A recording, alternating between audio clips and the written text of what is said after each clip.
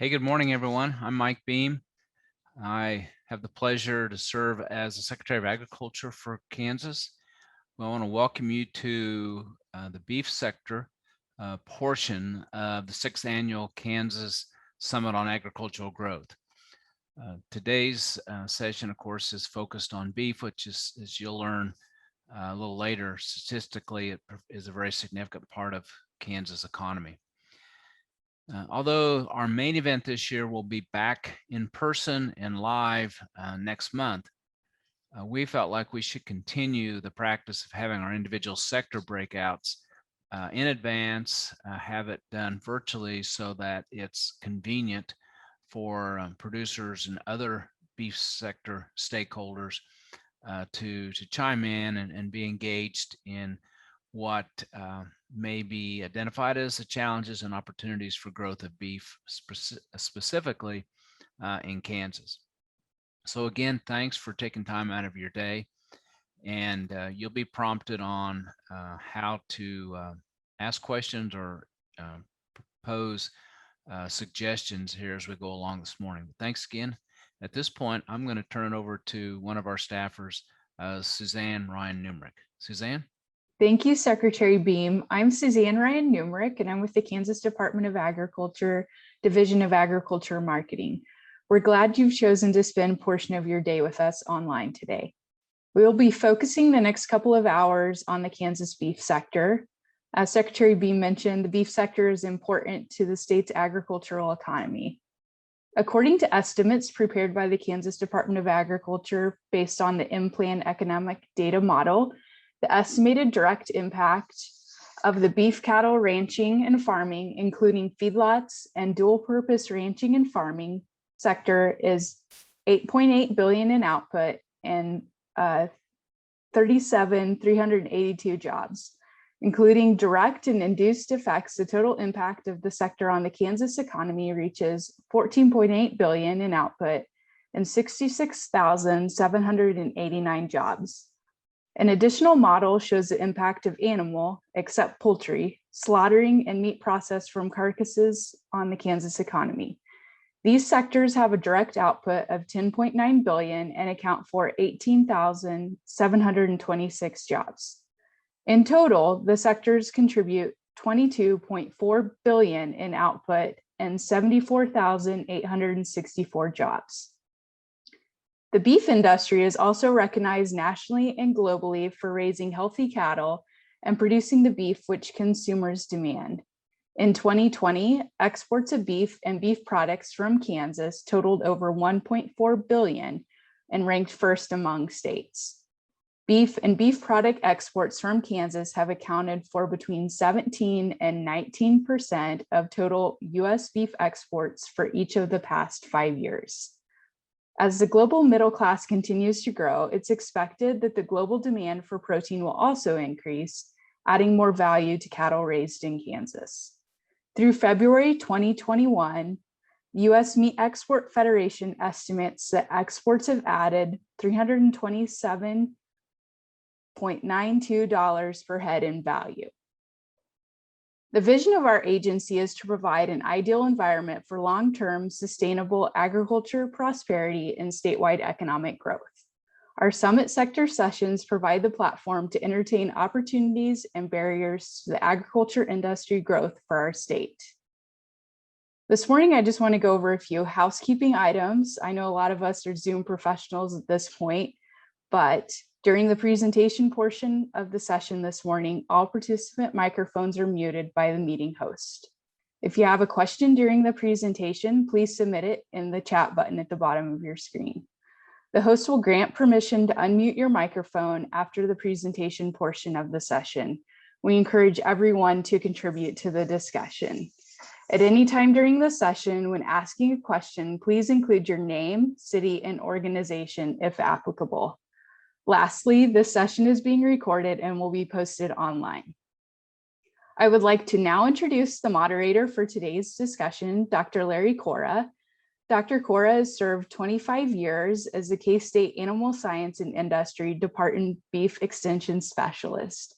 After retiring from K-State, he went on to work for the National Cattlemen's Beef Association as the Director of Production Systems, and then served 17 years with Certified Angus Beef as the Vice President of Supply. He is currently a supply chain consultant for Select Sires. Thanks for joining us this morning, Dr. Cora.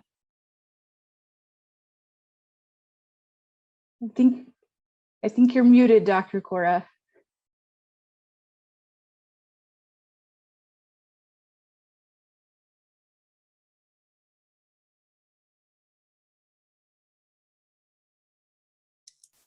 There you go.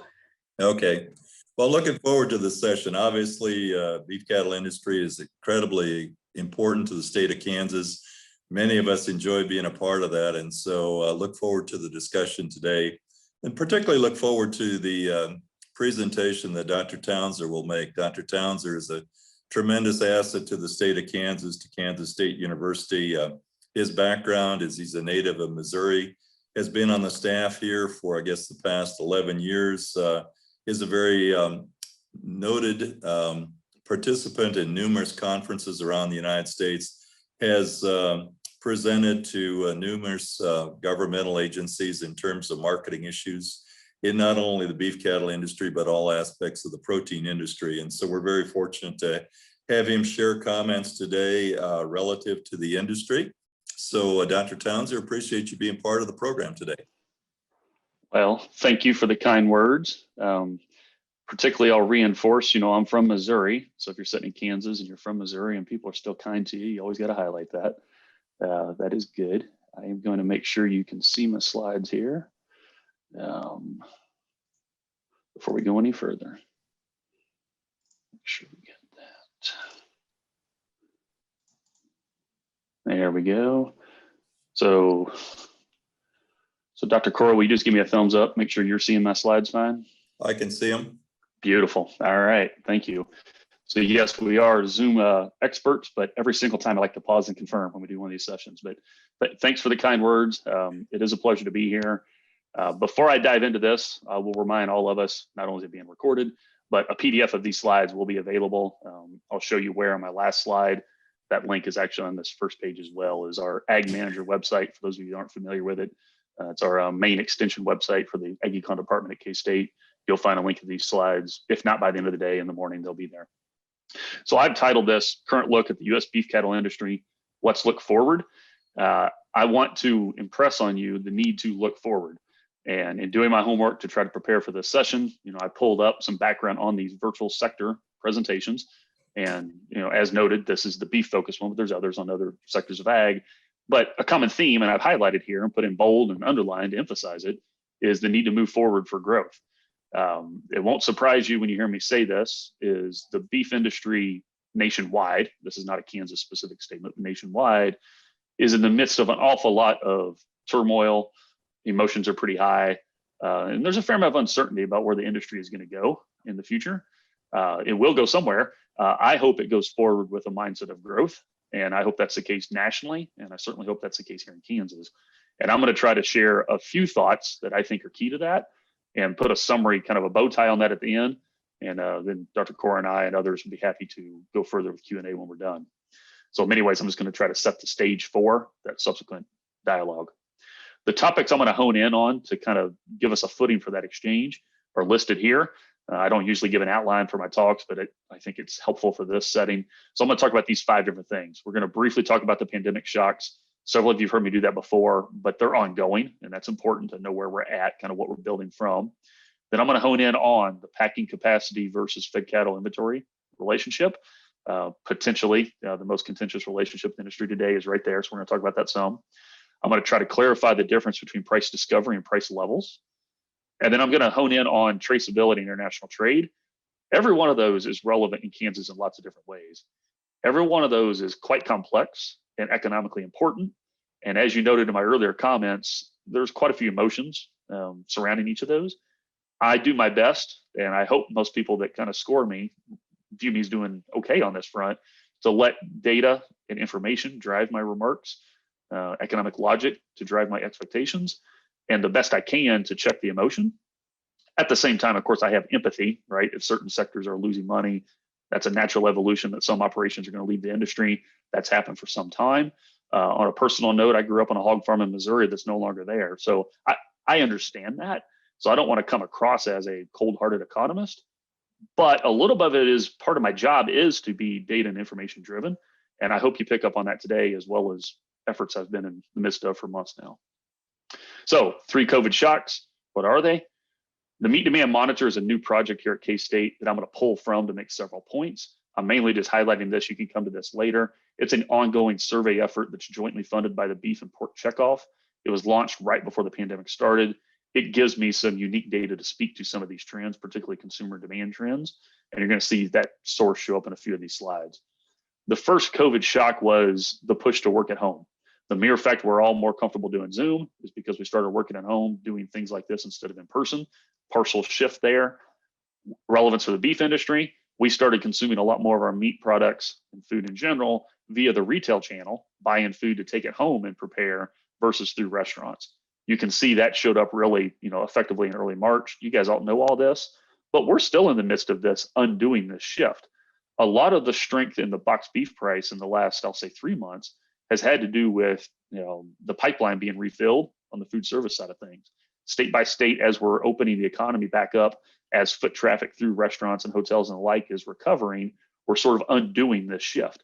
So this story is not done. The second shock was the bottleneck. And what I mean by the bottleneck is the ability to take live animals, put them through a smaller number of processors that are large for lots of reasons we could talk about, and then distribute those products through the domestic food service, domestic retail, and export markets. The bottleneck is the pinch point in the industry because we have a lot more sources of live animals. So think a lot more feedlots, a lot more market hog sellers and the like, selling into a small number of physical facilities around the country, who in turn sell to a larger number of meat customers.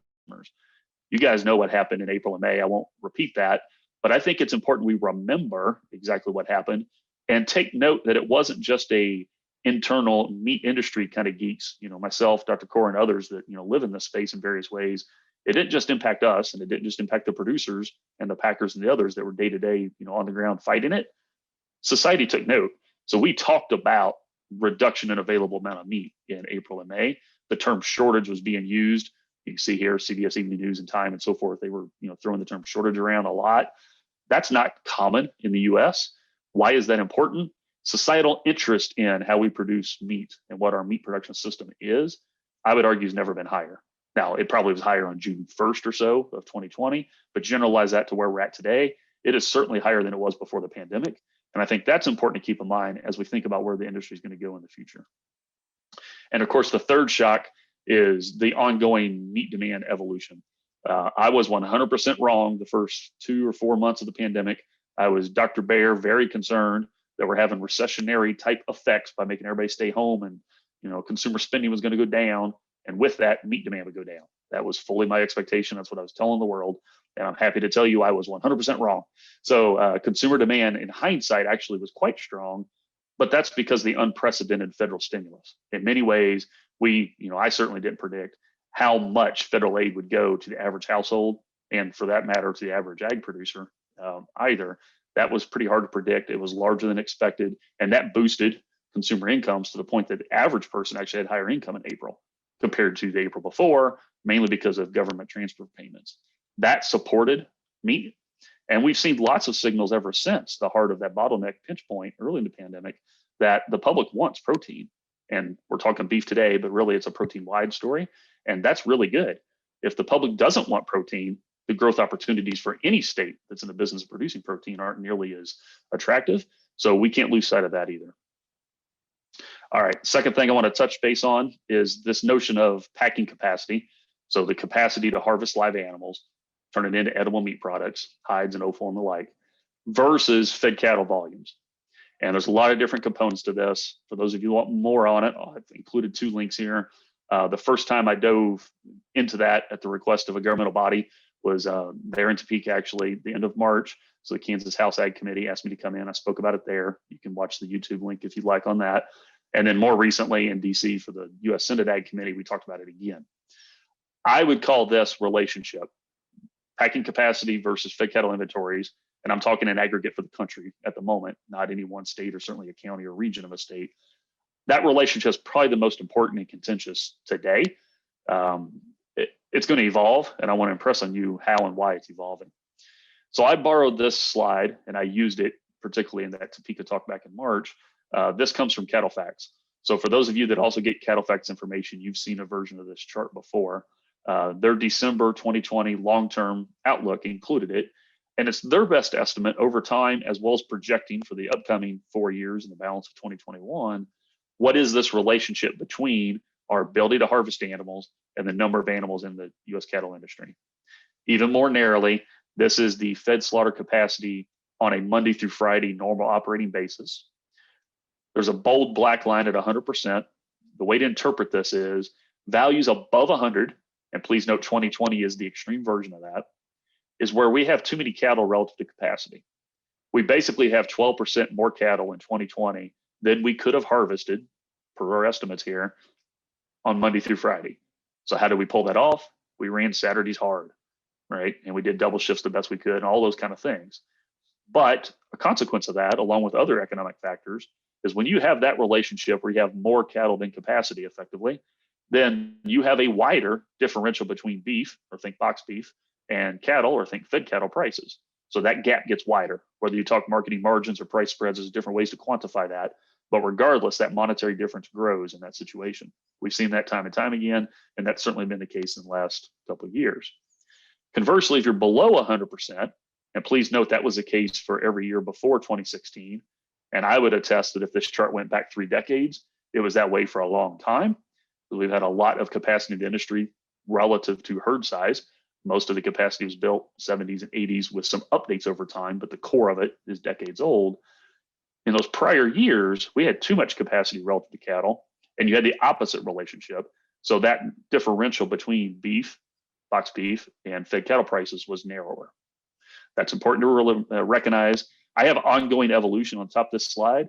Please note, no 2 bars right next to each other are the same number, right? The relationship here does change over time, and it changes for several reasons I'm going to talk to you about.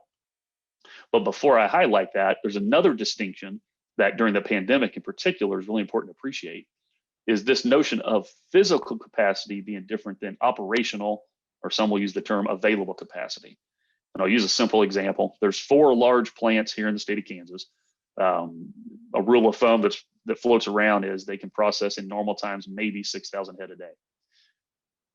That is a comment about physical capacity that's fully utilized. If you have a down day, so the belts break, or the labor half shows up, or whatever it might be, your operational or available capacity is well below 6,000, right? If the plant has to shut down for an hour because the power goes out, it's not going to be peak volume. If the labor's a third less than we anticipated, it's not going to be peak volume. So that distinction between kind of boilerplate or engineering specs about what we think the plant can handle, which is really what we're talking about, physical capacity, kind of under ideal conditions, versus operational, what we're actually achieving, has always been a difference there, but it's been magnified importance during the pandemic, particularly because of the human labor component. That's important to recognize as well when you're understanding the differentials between beef and cattle prices. Last comment here, the ongoing evolution, the number of plants, who owns them, where they're at in the country, as well as the size of the herd, change over time. All of those are moving these bars over time, and that's why I said these bars don't look the same 2 years in a row, much less for a 5-year period. At the top right, I've included some estimates of how we're going to shrink federal inspected slaughter.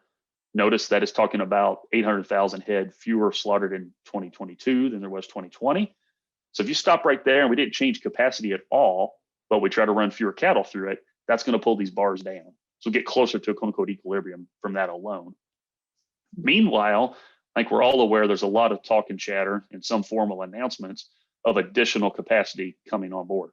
Some of that is adding second shifts. Some of that is new plants. Some of that is talk about a possible new plant without any specifics yet. But all of that is in the potential space of adding capacity. Again, that will also bring these bars back down because you're adding capacity relative to herd size. I fully expect that we're going to look back on 2020 was the worst in that relationship in terms of number of animals relative to capacity. How fast we get to something like 100% is very much up for debate. This Cattl Facts exercise puts us in 2023. We're basically in equilibrium. It's hard for me to argue with that. I think we're going to shrink the volume and add capacity to get there. I'll be shocked if it did take to 2024 before that happens. This market, like lots of other ones, tends to overreact. The pendulum swings hard, and kind of my gut tells me we'll add a little bit more capacity than was quote unquote really needed in hindsight when we look back at this. The other part of this that's important to remember is you got to learn from history. Doesn't mean we got to repeat it, but I included the Cargill plant here for a reason. In 2013, Cargill closed their Plainview plant. That was one of the industry's larger plants. You'd have to ask Cargill specifically why they did that, but in my opinion, they did that because they saw the relationships we're talking about here, and we had too much capacity in the industry relative to cattle, and in certain regions, that story was even more dire. So the economic forces that be encouraged them to mothball the plant. Why am I highlighting that? Over time, economic signals are to remove capacity. Over time, some of them are to add capacity. That's a natural evolution of markets, and we're living through that for sure. All right, what about price discovery versus price levels?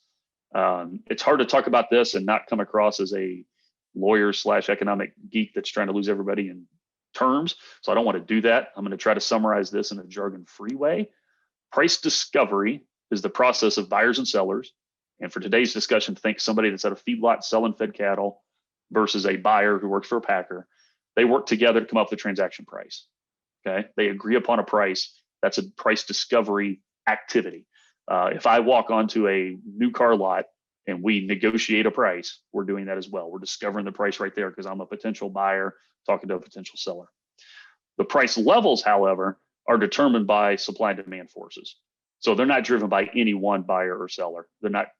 They're broader market forces, what's going on. Do we have export market open to Japan? Yes or no?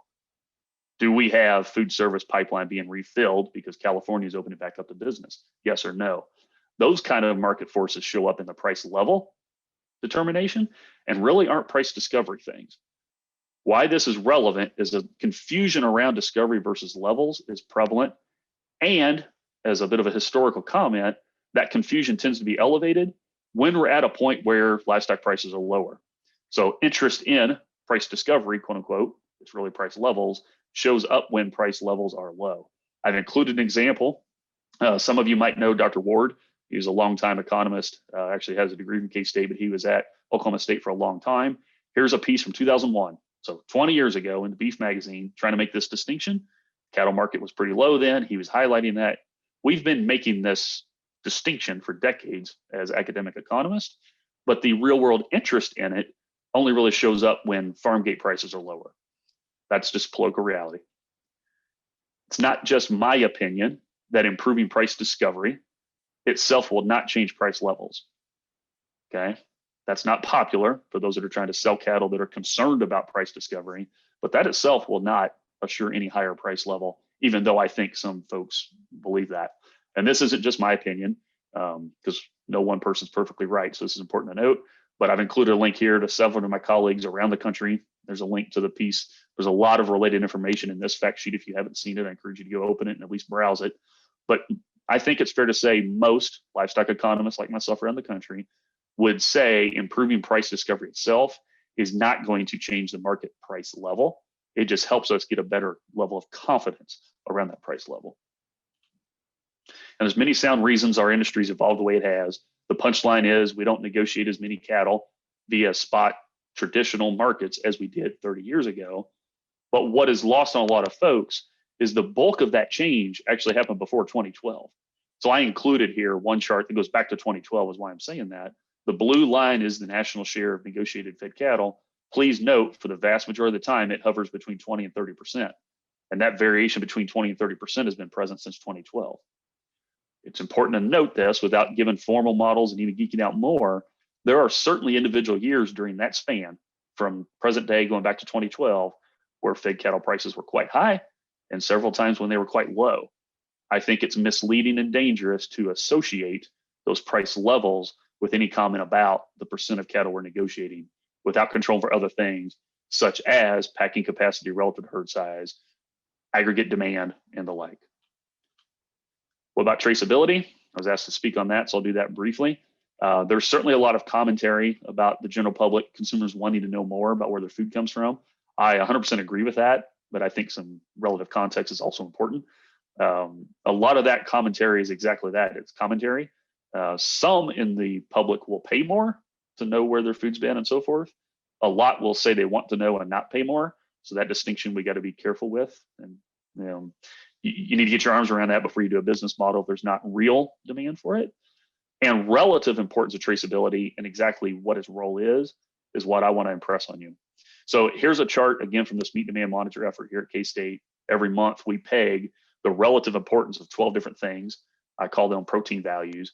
How important are these in the purchasing decision you make on protein? So it's not beef specific, it's protein specific. And please note, positive values like taste, freshness, safety, and price are routinely more important than other things like animal welfare, origin, traceability, environmental impact for the average person making a purchasing decision. There certainly are individual consumers where those other things are very important. I'm not trying to ignore that. Those are individual market opportunities. And sometimes they feed into other things like sustainability claims and the like as part of a, if you're working with a customer trying to meet those claims, there's a place for that. But it's not accurate to say the average US consumer is more worried about traceability and knowing where the product comes from than they are the taste and the price of that product. That would be a misleading statement. I also think it's important to recognize the role of traceability. So in my opinion, livestock traceability can be motivated by some of that consumer interest, but it probably has to be more motivated by inner supply chain aspects. So the ability to track cattle and beef products on its own to meet another claim. So for example, if you want to suggest you have a hormone-free type production system, being able to prove that and being involved in a verification system that includes traceability makes that a lot more appealing and documentable for somebody to sell that product at a higher price. There's a lot of examples of that where an actual claim that has value, whether it's NHTC, any kind of value-added claim, usually has to have a traceability component to it to enable verification and adding credence to that claim. There's nothing wrong with that, but basically traceability is a tool to support that claim as opposed to traceability being valuable in its own right in that example. Of course, traceability also has a lot of value, particularly to the government or the aggregate industry when we have an adverse animal health issue. So that's been talked about a lot. KDA has been a leader in that space as well. One of these days, if we haven't, not one of these days, it's inevitable at some point, we will have a livestock disease event because they are live animals. Traceability helps us monitor, manage, and respond to that. And I hope would enable us to regain consumer trust and sustain demand quicker. But again, that's a tool in response to something as opposed to valuable in its own right. I've included, for those of you that want more on this, some recent work I've done with James Mitchell. He's a colleague of mine, former student at K-State. He's now at University of Arkansas. And then Lee Schultz, several of you probably know Lee. He's kind of my partner in crime from Iowa State University. We've been doing work in this space as well, specific to feeder cattle traceability. We can talk about that more in the Q&A if you want. So last thing I want to give you is some insights on international trade. It's an area that has definitely been misunderstood over time. Just highlighting a fact sheet. I encourage you to pull it up if you find this valuable. Back in May of 2020, I wrote this fact sheet because there was a lot of confusion around the volume of exports and the volume of imports.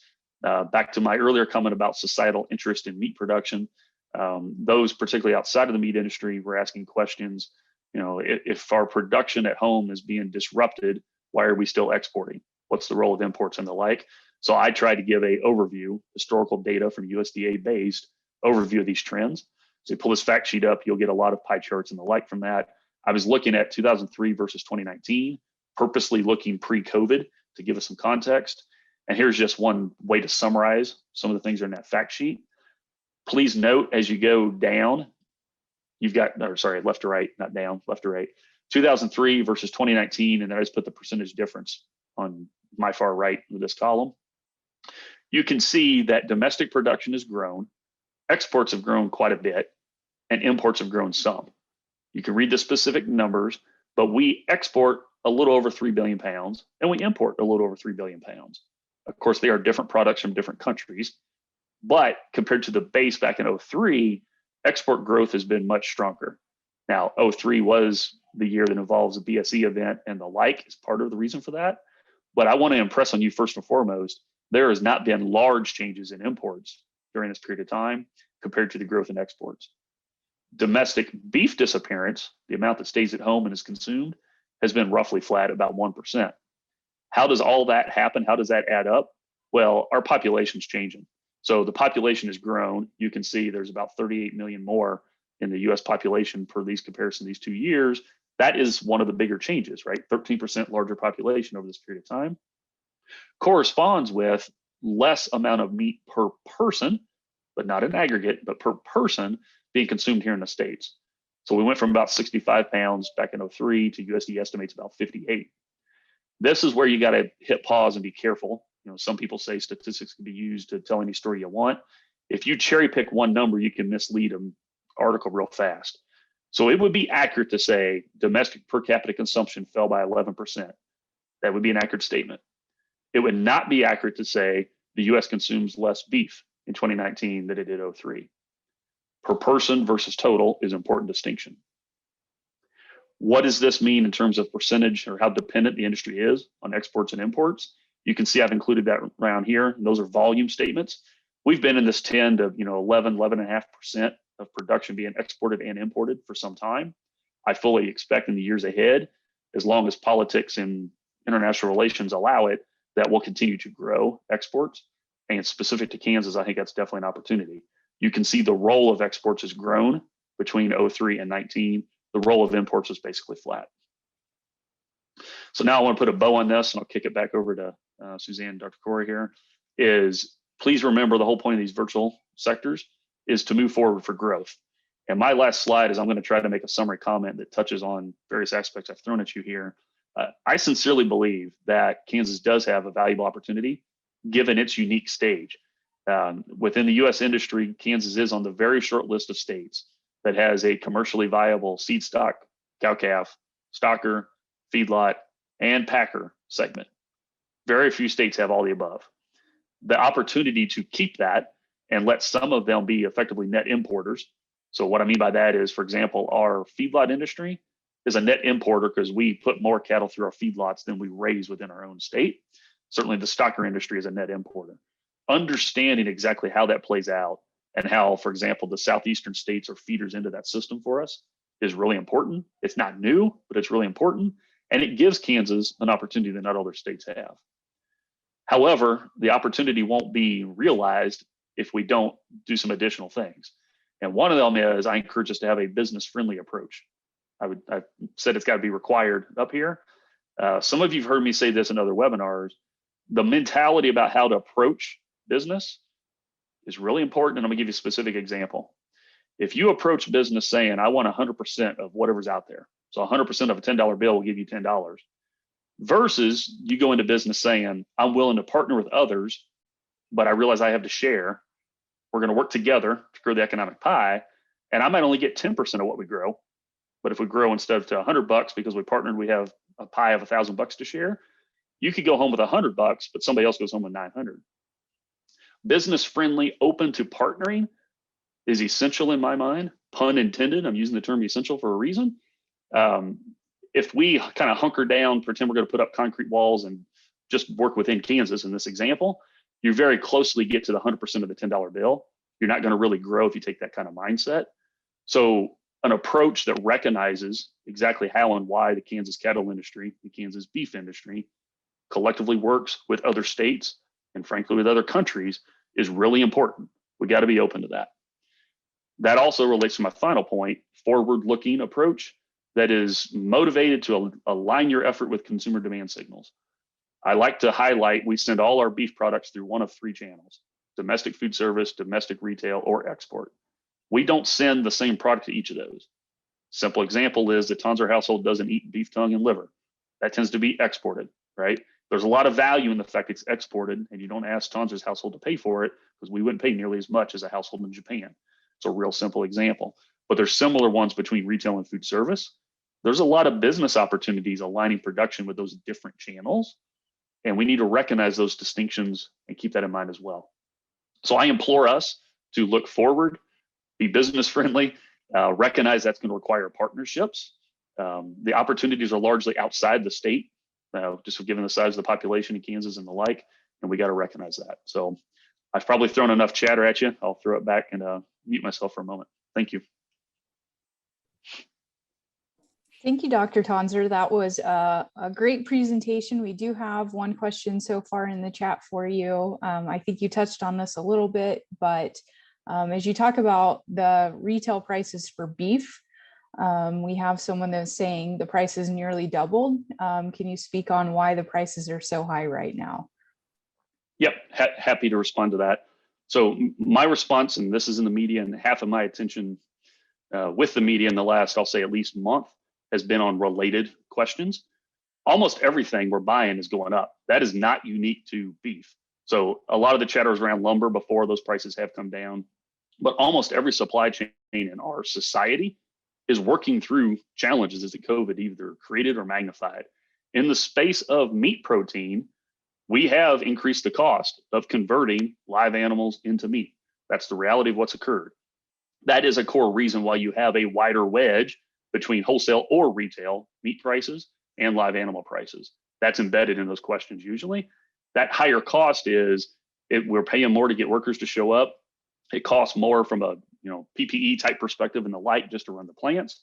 It's not meant as an excuse for any one sector. Sometimes it comes across that way, but I'm just the economist saying, if you add costs in the middle of the industry, you're going to increase that price differential. Published research for decades has said that's what we expect. That's what's occurred. It's not surprising to me. The other part of this, which gets lost in this, is nobody is forced to pay more for a package of ground beef or for a pork chop or whatever. I am thrilled that people will, because that higher price you are seeing is a result of the supply cost shocks that that was my first response to the question, but also because the world wants protein. All my metrics about protein demand are pretty strong. And if you have strong protein demand, that also pulls up prices.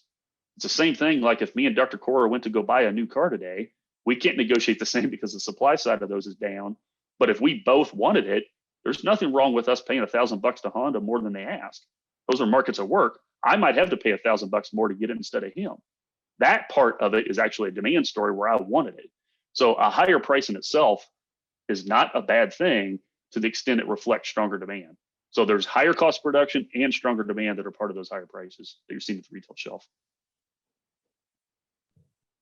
Thank you, Dr. Tonser. We do have another question in the chat that is asking if you have examples of what the state could do to boost the business-friendly partnering climate in Kansas.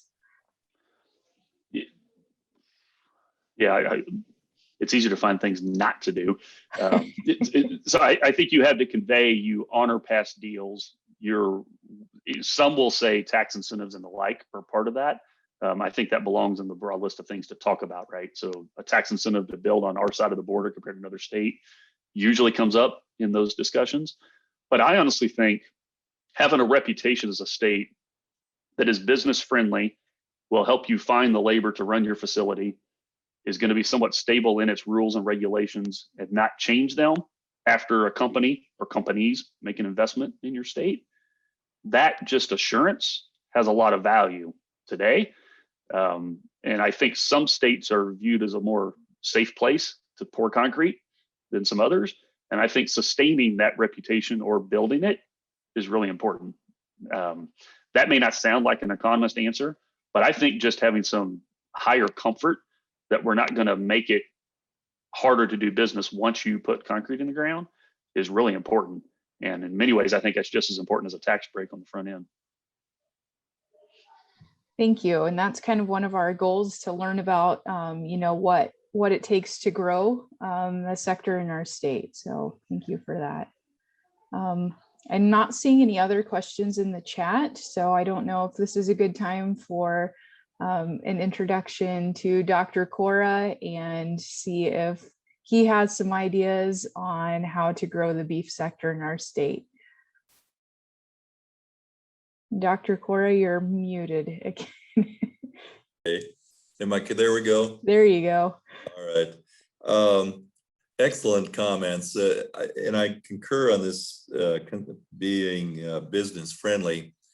And the part I've always thought unique to the Kansas beef industry is, as you alluded to very nicely, the fact that we have all four segments: the purebred industry, the cow-calf industry, the stocker industry, and the feedlot industry. As you look at those four areas, is there an area, Glenn, that you see maybe more expansion potential than another area? As we look at resources that we have, is there anything that jumps out that you see one segment maybe having greater future potential? Yeah. So the way I usually think through that, Larry, is, pause and say, what's the comparative advantage of, in this case, Kansas compared to other states? And you need to do that by sector to answer that well. Most of us recognize there's mama cows. So the cow-calf sector is distributed pretty widely across the US. The stocker and feedlot and packing sector is comparatively more concentrated in a smaller number of states. One needs to recognize that before they even respond to your question. The stocker segment in particular is one that's even more unique to Kansas. So we're sitting here in the Flint Hills, so I got to kind of promote the Flint Hills. They're not just nice to look at, but they are unique for adding weight to cattle before they go to the feed yard. They stem down into Oklahoma. You can do versions of that in other grazing systems, but that is a little unique to Kansas compared to a lot of other states. The other uses of that land are different. So, if you're in the middle of Iowa, yeah, we could graze cattle, but if the value of that land is higher to run planters on it and produce corn and soybeans, that's what we're going to do. We're not going to do that in the middle of the Flint Hills. So I think the term expansion may not be the right term, but added intensification and sophistication to our stocker segment. So making it more efficient and producing more on the acres, because we're not going to add acres to the Flint Hills. I mean, the Flint Hills are kind of define how many there are. But I think that is an opportunity that is unique to Kansas within the U.S. beef industry. It's also of note that the announcements of slaughter capacity being added, I'm not aware of any of those that are of some sense of reasonable size that are in the state of Kansas. Every one of them I've heard about are north of I-70. And yes, I know 70 splits Kansas in half, but they're all in other states. I don't know if that's bad. I'm just recognizing that. So the talk about capacity is not south of I-70, so not south of I-70 within Kansas, not reinforcing in Texas and the like. The packing sector is slowly moving north, maybe even a little bit northeast over time when you look at multiple decades.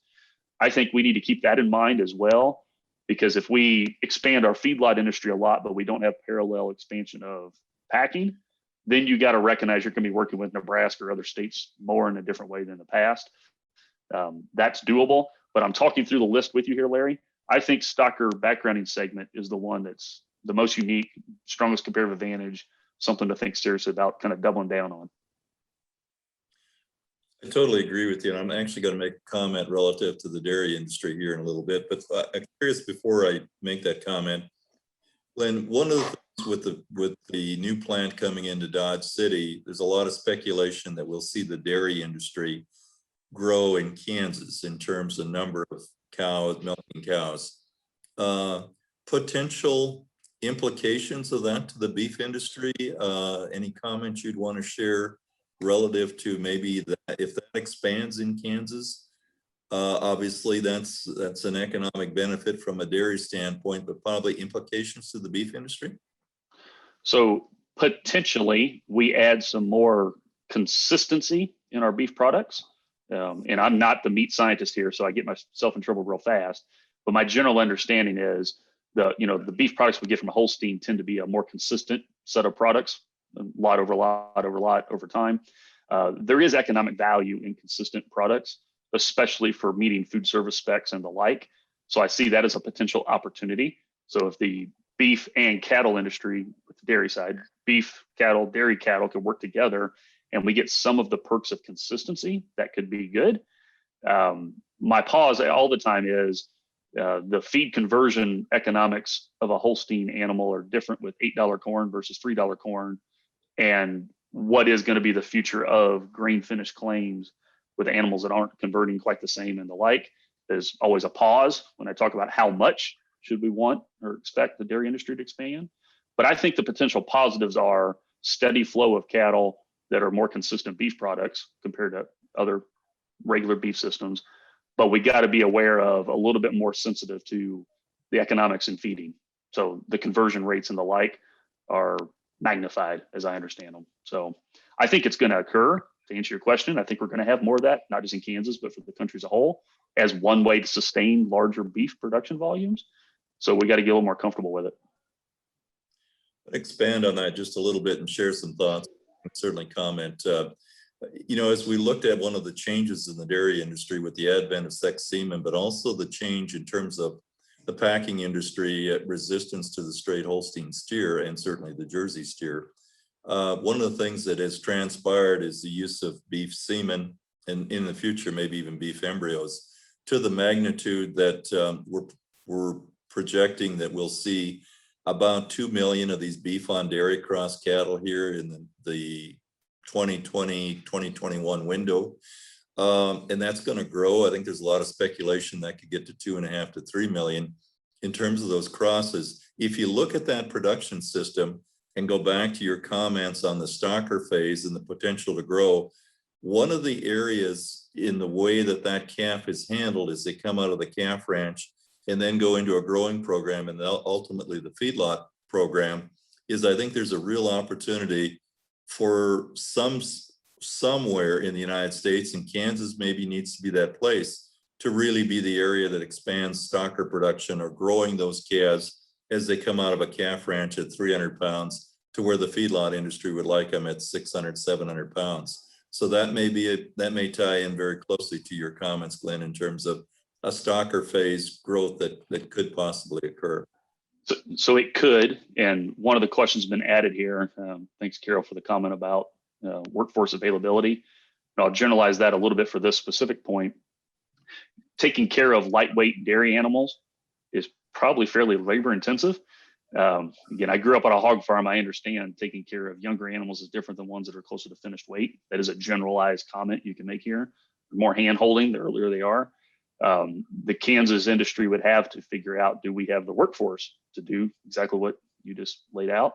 I think there's ways we could get better on that front as well. That labor challenge exists for all segments of the U.S. beef cattle industry, to answer Carol's question. Labor is a challenge throughout, in many ways, I'd argue, all of society at the moment. We got to keep that in mind.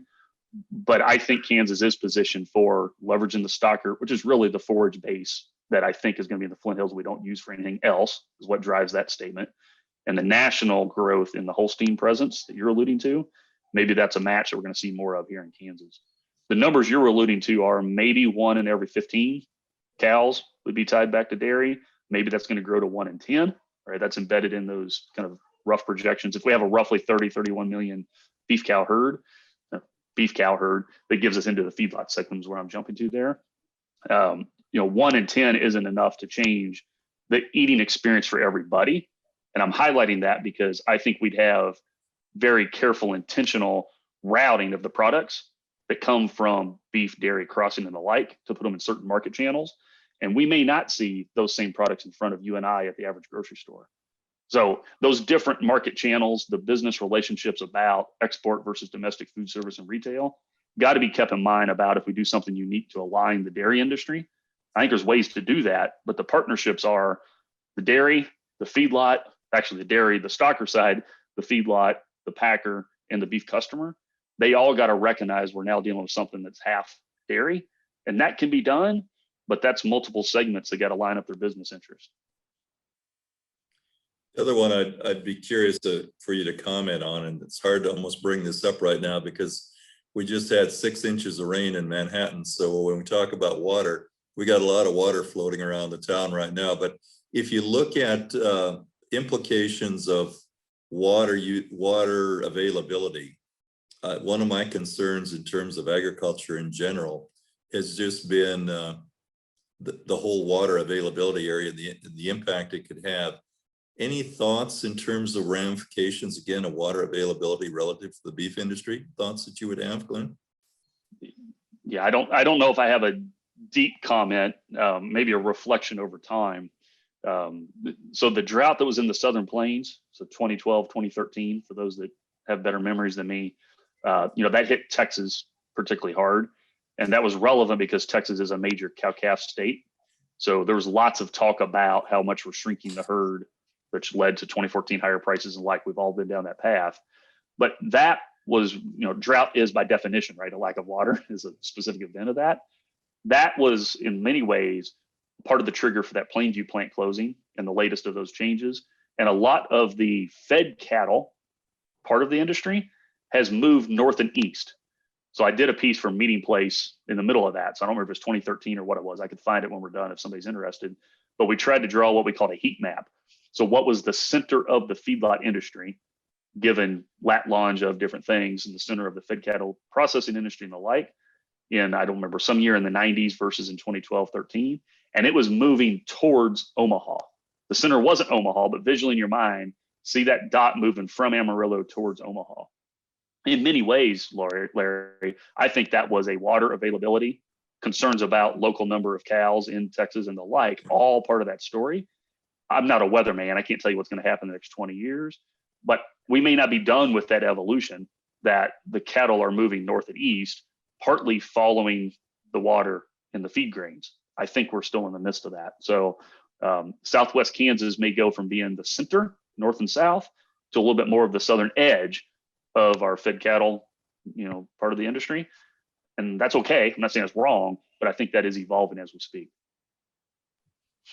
Dr. Tonser, that kind of leads into a question we have in the chat. Have you seen any impacts yet, or do you expect to see impacts on the total U.S. cattle herd from the current western and northern drought?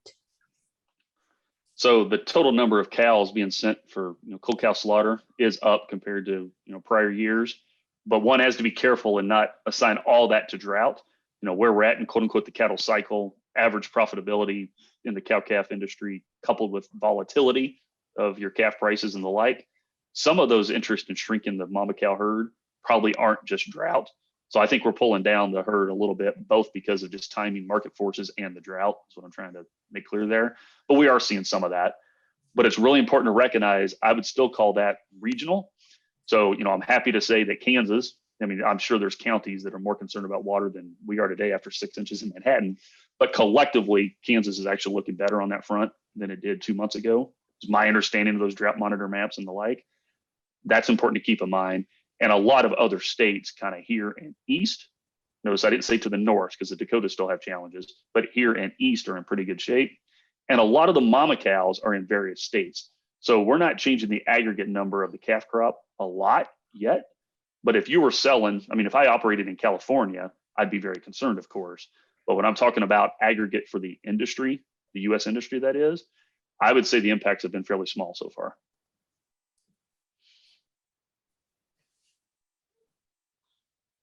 One more question in the chat for Dr. Cora. Do you have thoughts of opportunities for backgrounding or growing in the area of the typical grass-based areas of Kansas? The drought space, was that the last part, Suzanne, that you said, drought? The thoughts of opportunities for backgrounding or growing in the areas of the state outside the Flint Hills and the typical ranching or grass-based areas of the state. I think one of the things, and Glenn, you can probably allude to this better than I can, but I was always found it unique in Kansas that where we sit at somewhere around 1.5 million beef cows, that we have always typically taken those calves through some type of a growing program or stocker program. That certainly is different than our northern state partners. In other words, we've added 200-300 pounds to those calves before we go to market. And I do think your point of maybe changing the kind of structure of some of these stocker operations so that they can increase volume based on the feed resources we have. I totally concur that that is an opportunity.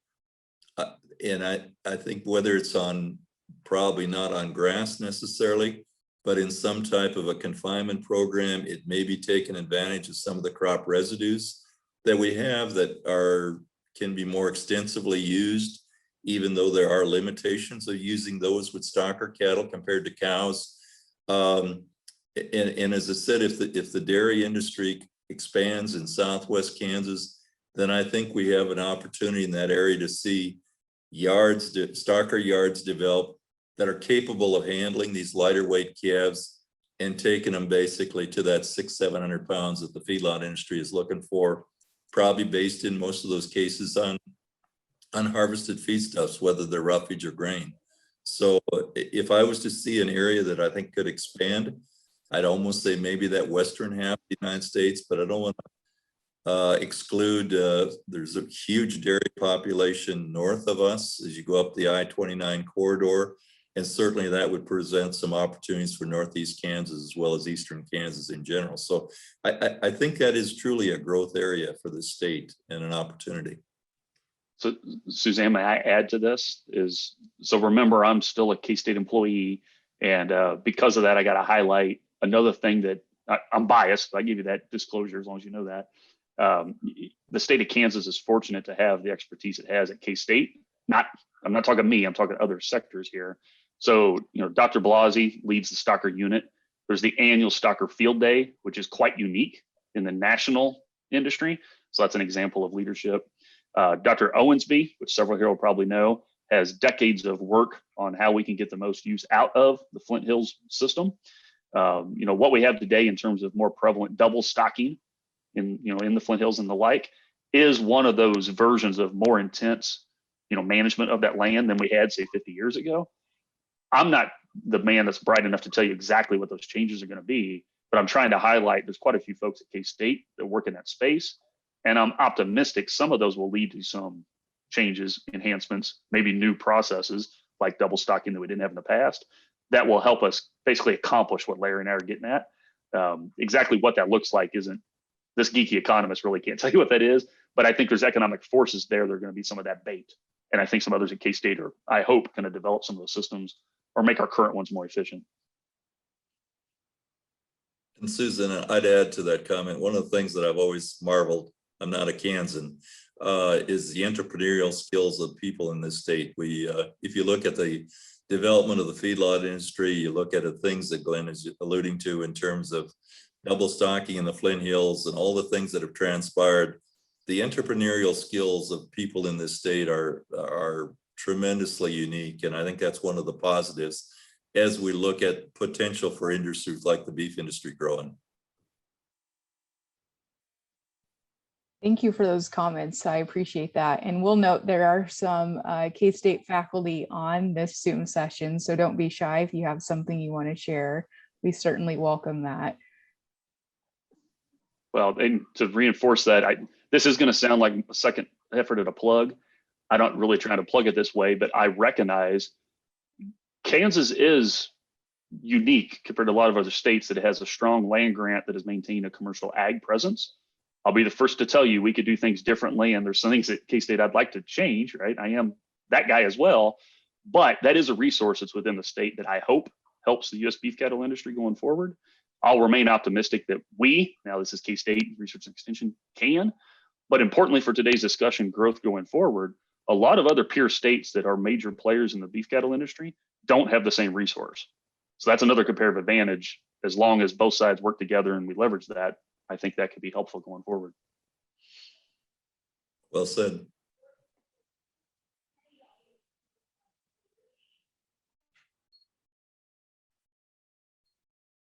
Another question that just showed up in the chat. Could you discuss the relationship between irrigated agriculture in Western Kansas with the beef industry as it relates to changing opportunities as some parts of the water supply depletes? So I guess I'll give a first response and then Larry can clean it up for me. But it relates to the question that Larry threw at me, is the impact of water here. I think we all recognize that Western Kansas, Eastern Kansas, at least in my lifetime, have not been the same in terms of the amount of water that's available and how concerned we are about local water supplies. I don't envision that changing going forward. So we're going to keep talking about how much water is in Western Kansas and quote unquote, how should we best use it? I expect that to be, the remainder of my days on this planet. I think that'll be a discussion. With that, I think we're going to track, monitor, and kind of micromanage water more in Western Kansas the next 30 years than we have the last 30. So, I had the comment about traceability because I was asked just to at least throw that up there if we want to talk more about it. But in many ways, I was talking live animal traceability. I think there's also equivalent details on, this gets into big data discussions, all the like real fast, but we're going to manage and monitor our inputs a lot more going forward than we have in the past.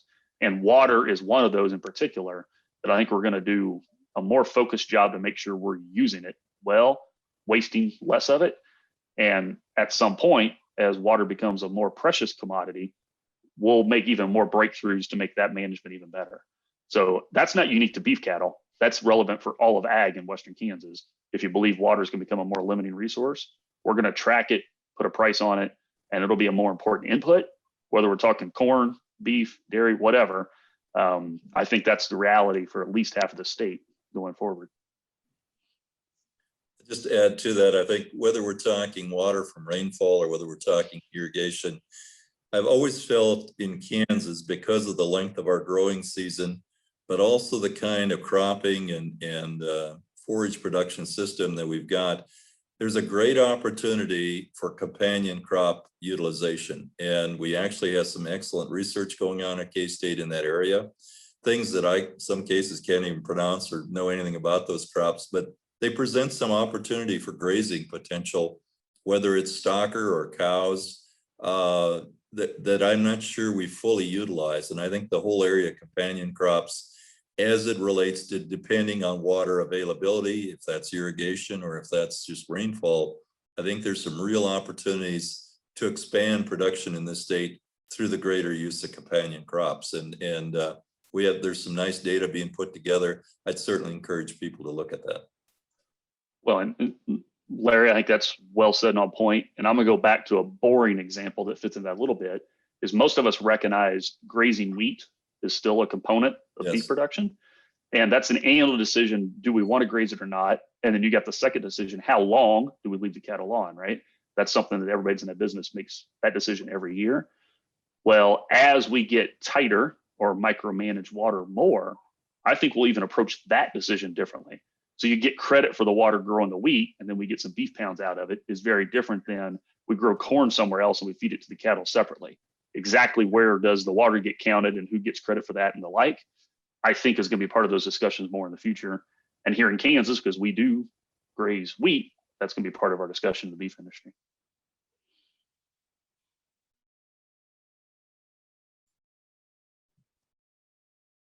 Certainly some exciting opportunities for the beef sector. I don't know, Dr. Tonzer, how long you can stay with us this morning, or if you need to get going to your next project. Or Dr. Cora, if you have any additional thoughts, or if now would be a good time to bring up our polling question about beef sector priorities and kind of where participants on today's Zoom call kind of see the beef sector going. Robin, would it be okay if you brought up our polling questions? Thank you. So on your screen, we're asking you to pick your top 3 industry priorities to work on in the coming year. You will not be able to rank them, but if you do select other, I ask that you add your response of what that other might be into the chat. So those are your choices on your screen. We'll take a few minutes for you to be able to read through those and select your top 3 priorities to work through.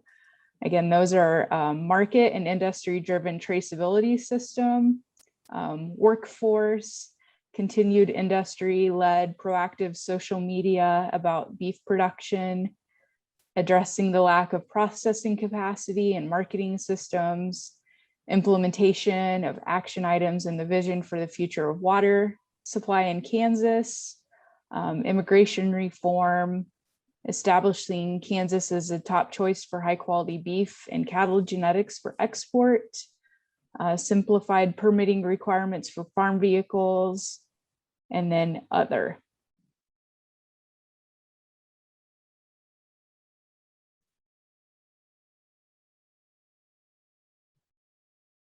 And you will have to scroll if you want to be able to see all those choices.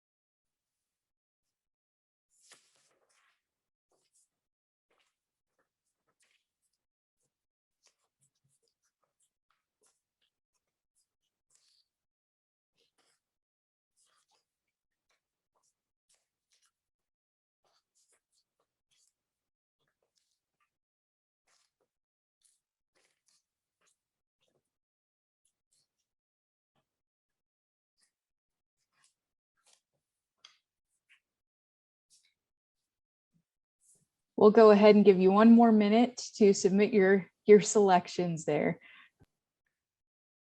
Will your system allow you to share the results of that poll?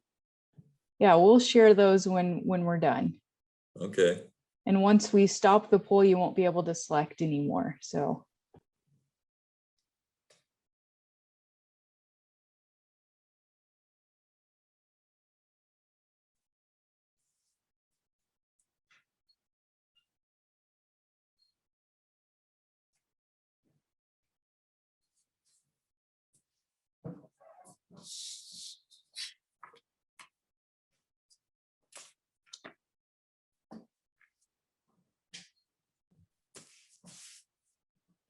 We're going to go ahead and close the poll.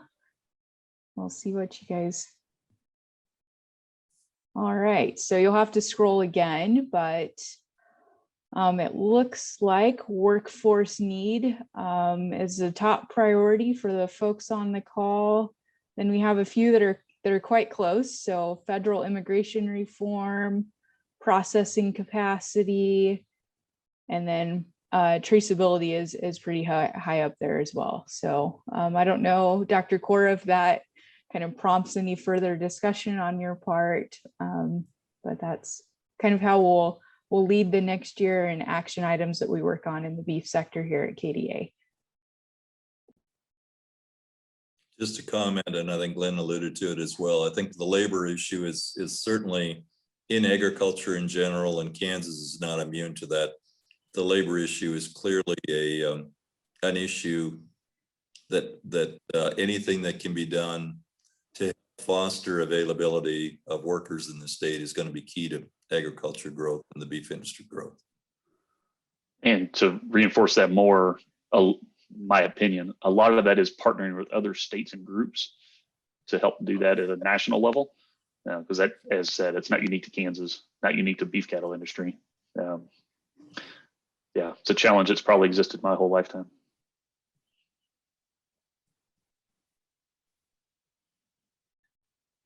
Suzanne? Sure, go ahead, Secretary. Yeah, Bean. and I might add it, if people want to add chats, I think it might be helpful if folks see the biggest need, what sector of the beef production chain where the most focus should be. It's quite a bit different to focus on workforce for processing versus production. My sense is it's needed in all phases, but if there's priorities or thoughts on that, I think it would be helpful if people want to comment on the chat. That's a great idea, Secretary Beam. If you guys want to comment in the chat, we'd appreciate that. Well, and Suzanne, maybe while they're doing that, I'll highlight a lot of discussions I've had with other fellow economic geeks in the last 6 or 12 months. There's a lot of financial capital, quote unquote, floating around, right? Interest rates are low. Folks are looking for new ways to invest and the like. I'm highlighting that because new business ventures are almost always a function of a unique business plan, capital to finance it, and then the workforce to pull it off. There's more to it than that, but those are key components. I think we're at a point where the capital is available in lots of ways for lots of things in ag, and this would apply in Kansas ag, if people believe the business environment is going to be friendly, and if they think there's going to be sufficient labor to execute the plan. Notice I didn't say that's stocker versus cow-calf or whatever. I think that comment applies to them all, but I'm trying to highlight the financial availability to do more business, new business. I don't think is a binding constraint today like it has been in the past.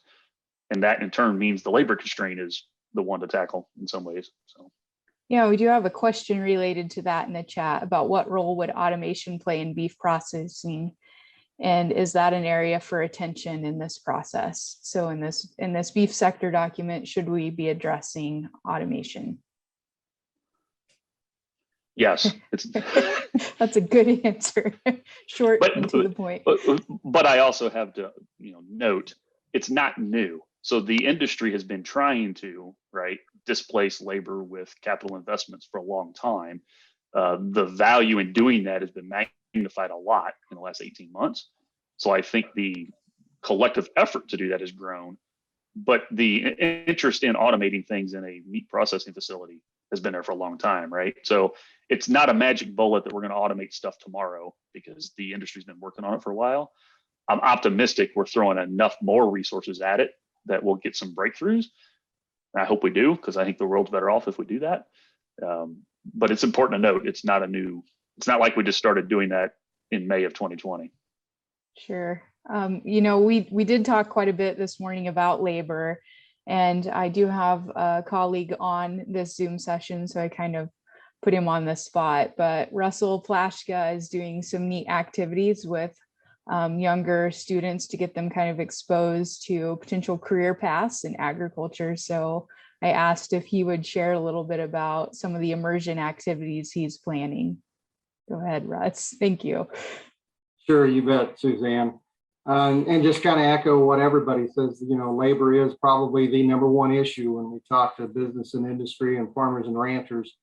How do they find that next labor? Because those of us that are involved in the ag industry know that the days of the good old ag kid that you could call up and ask for summer help or whatever, they're not there anymore. If they're at K-State and majoring in agriculture, they've either got a job to go to or they've got a farm to go back to or a ranch. So finding that quality employee is pretty important. So especially on that high school level, our focus has been what we call an immersion activity. And we're getting ready to roll that out this fall. And well, not roll it out, we did a pilot project several years ago with a small ag equipment dealer in Southeast Kansas. And this fall, our focus is going to be on a feed yard and animal protein, as well as also ag equipment sales and service. And then also looking kind of at the pet food sector. And so really trying to roll out 3 or 4 of those this fall, but really for the animal protein sector and focusing on the feed yard sector is showing those sophomores, juniors, and seniors while they're still in high school that there's a lot more to it than when they drive by a feed yard or a processing plant, that there's more to it than what meets the eye, that they see that there's animal nutritionists in the background, there's veterinarian medicine, there's human resources, there's accounting, there's finance, there's the procurement of feeds, there's also the marketing of the livestock itself. So really trying to give the students as hands-on of an experience as they can get to, one, figure out that, open their eyes that there's a whole plethora of opportunities right at their backyard, or to show them this is something I really want to do, or maybe sometimes, as we all know, more importantly, we've had experiences that led us to believe that, no, that's not what I want to do. I need to look somewhere else. But really, that's our goal, is to really focus in on high school students and give them those hands-on experiences. And like I said, this fall, we'll be doing that at one of our feed yards out in Southwest Kansas. So. Thanks, Russell. And yeah, stay tuned. We're excited about that. Some of those emergent activities got a bit delayed in COVID, as you can imagine. It was not possible to take students in and have those experiences, but we're excited about that. Any further questions in the chat?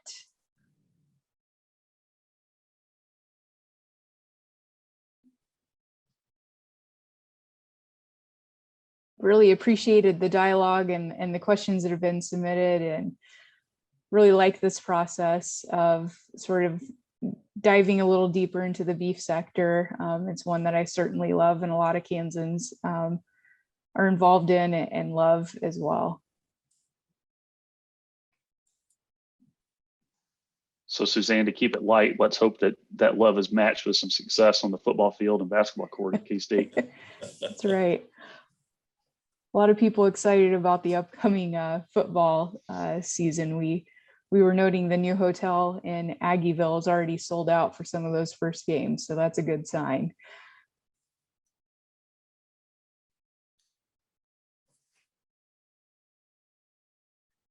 All right, seems pretty quiet. Secretary Beam, any last comments before I move to the close?